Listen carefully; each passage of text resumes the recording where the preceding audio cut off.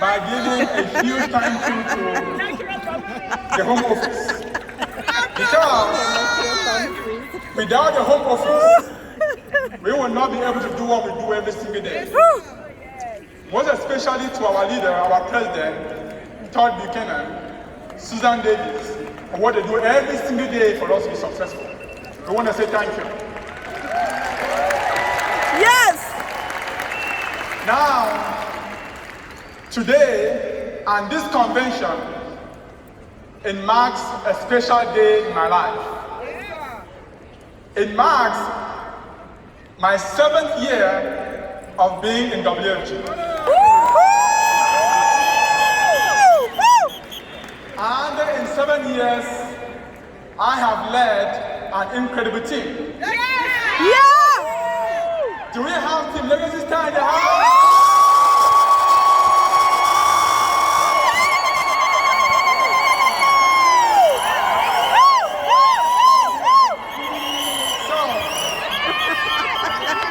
Your story is a story that is only possible in the United States of America.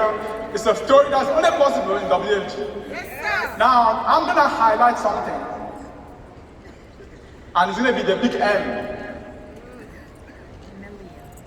In 4 years, 4 years, people that joined WFG from no background of finances, this opportunity called World Financial Group.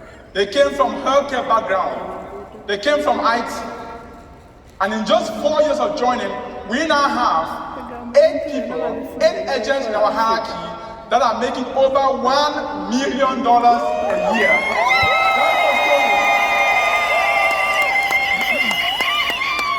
That record is a record you can't find anywhere. Not in Africa, not in Europe, not in Asia. It's a story that's only possible here in WFG. Yes, sir!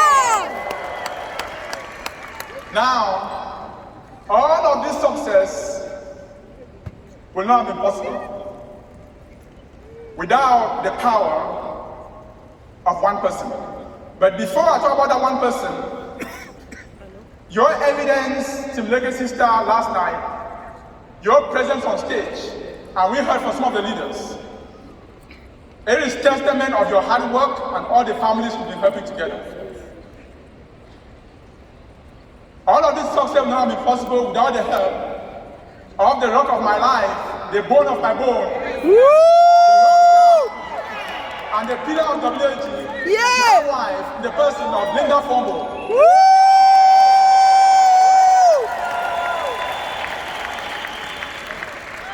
My name is Daniel Fombo. Yes, sir. And I immigrated to the United States from Cameroon 23 years ago.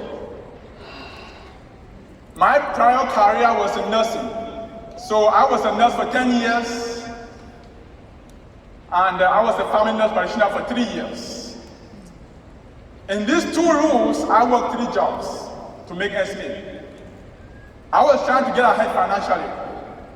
And things were tough. We were happy being nurses. We thought we were at the top, but we're not satisfied. But when the WFG opportunity found us, we knew from day one that's the opportunity we'll be looking for.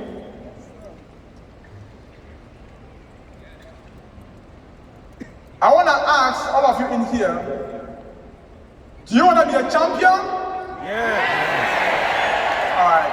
If you are in WFG and this is your first 2 years, I'm going to tell you what it means to be a champion. So it's Thursday morning. After checking my calendar for my appointment on Thursday, I called off work as a nurse practitioner, get into my car, and I drove all the way to New Jersey. At that time, I was living in Connecticut. It was a 3-hour drive. I was going to go present to a couple who's a medical doctor in the suburbs of New Jersey. So I sat down with them and I presented to them what we do for families. The protection we give, the accumulation, the transfer of wealth. That appointment took me 3 hours. And after 3 hours of doing what I thought I did best, you know what they told me, that couple? They said, thank you so much for the information. We are not interested. Yeah. So I got back into my car. Prior to getting to my car, I'm looking at my windshield. I see a parking violation. I have parked my car in the wrong place. Oh no. So, you know how I'm feeling right now, right? Yeah. So, I put it up, got into my car, and started driving back home to Connecticut. 1 hour into driving, I had a police officer pull me over. And they gave me a speeding ticket. And then, 30 minutes later, I had a flat tire.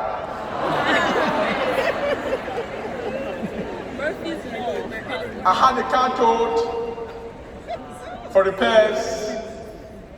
And then I finally made it home way much later into the night. And then when I got home, I'm looking at my phone, I got a text message. It was a family that I had submitted a policy form. They were pending blood work for approval. You know what the text message read? It said, Daniel, we are no longer interested. Please cancel, we're not going to do any more blood work.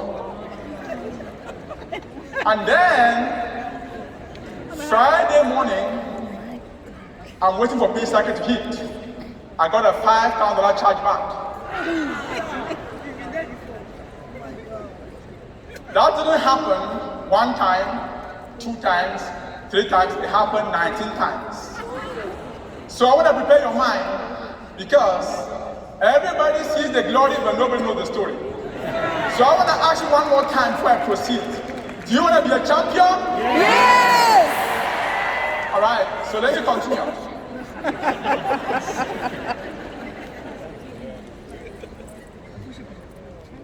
So what do you think I was going to do at this point in time?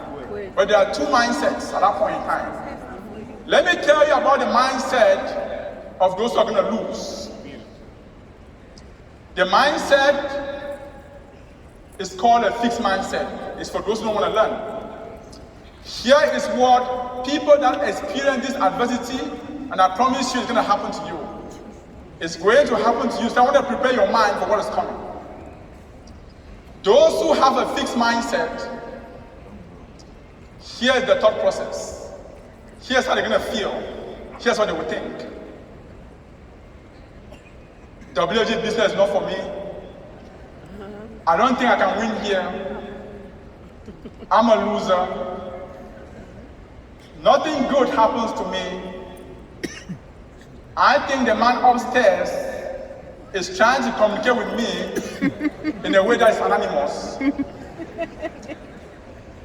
I think it's my forefathers, my uncles, my auntie, who are responsible because nothing good seems to happen to me. So then, what do? You quit. That's called a fixed mindset. That's called the mindset for people who don't want to win. Now, let me tell you about the mindset for champions. It's called a growth mindset. It's called a learning mindset. Because if you are going to win in WFG, you must tell yourself, I want to win. Every single success must first of all be won mentally. It's true for everything. It is called the subconscious mind. Everything you tell yourself, for it to happen, you must first believe it mentally. It is true for soccer. It's true for sports. If you're going to win a match, mentally you must first win that match. It is true for a war. If you're going to win a war, mentally you must first win the war. It is true for any examination, any test you write. If you're going to be successful at any examination, you must first pass the examination mentally. Because our subconscious mind is very, very powerful. It is the mind that controls everything we do. We all have it. It's empty. And then you fill it with information. Remember the mindset that says, I don't like to eat fish. I don't like onion because of the smell. that's what you're telling yourself, then you start believing it. So if you want to have the mindset to win, you have to tell yourself today, I want to be a winner. That's the first success. Believe it and then get to work. So I'm going to tell you about the mindset of winners, champions, the growth mindset. So what would a person with a growth mindset think about the same scenario?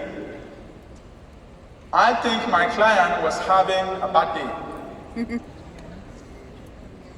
I think my client, I didn't do much of a good job. I have to go back and practice. I didn't answer the question they were asking me the correct way. Let me go back and prepare some more. You go back home and say, you know what, let me call my mentor and ask them and tell them how the presentation went so I can get corrections. It's called improving mindset. It's called a growing mindset, because whatever thing you tell yourself is what you shall become. And then go back and repeat the process. So, if you are here during your first 2 years, I want you to get ready. If you tell me you want to be a champion, that's what's going to happen to you. That's what it takes to walk up this stage. You saw what happened last night. You saw the champions walk up this stage. You've seen some of them speak today. That's what it takes to walk up this stage. It's called, you're going to have adversity, you're going to have challenges, but you shall overcome if you stay here long enough. So I'm going to ask you for the last time, do you want to be a champion? Yes! All right, I'm going to share with you the formula. So you are in a classroom, I want to learn a new language. And that language is called Swahili. Swahili is a language spoken in Kenya, Tanzania, Swahili, Burundi, Uganda, and many others. You want to learn a new language, right? And then you are in a classroom in America, and you've gone over a couple of series. And then the instructor comes one day, and they call you up to the front of the classroom. They start asking you questions. You don't know the answer, but you feel so humiliated because your classmates are watching at you. You can see that you're not doing it well. You feel so ashamed. You look at the teacher's face, he's furious because you're not performing to standard. And then you go back to your seat. When you get back home on that day, what will you do? Ask for help. Are you going to study more, or are you going to drop the class? Study more. That's exactly what you're going to do in WFG. As you proceed, I want to be a champion. When things get tough, you're going to call a mentor, call the person ahead of you, call your leader, and tell them about your challenges. Because this opportunity is going to work for every single person that wants it to work for them. But I want you to know that the first 2 years are the most challenging years. So from this day onward, we're going to adopt a new phrase. You know how in America, when somebody asks you, how are you doing? What's the default statement? I'm doing good. I'm doing pretty good, right? I'm doing okay. We're going to change it. And we're going to repeat this phrase until when we come back next year, because every single person that is here today, we want to see you back next year. So here's the phrase we're going to adopt. So I'm going to ask it 3 times. If I ask, how are you doing? Here's the response. I'm working so hard to build my business. You can hear me? I'm going to ask you, how are you doing? You're going to respond, I'm working so hard to build my business. I'm going to ask that question 3 times. All right, guys, ready? All right, let's have you on your feet. Let's have you on your feet as we round up for today. So, the 3rd time is going to be the loudest of all. All right, you guys, are you ready? Yeah. All right. How are you doing? I'm doing so hard to build my business. How are you doing? I'm working so hard to build my business. All right, this is the last one and the loudest of all. How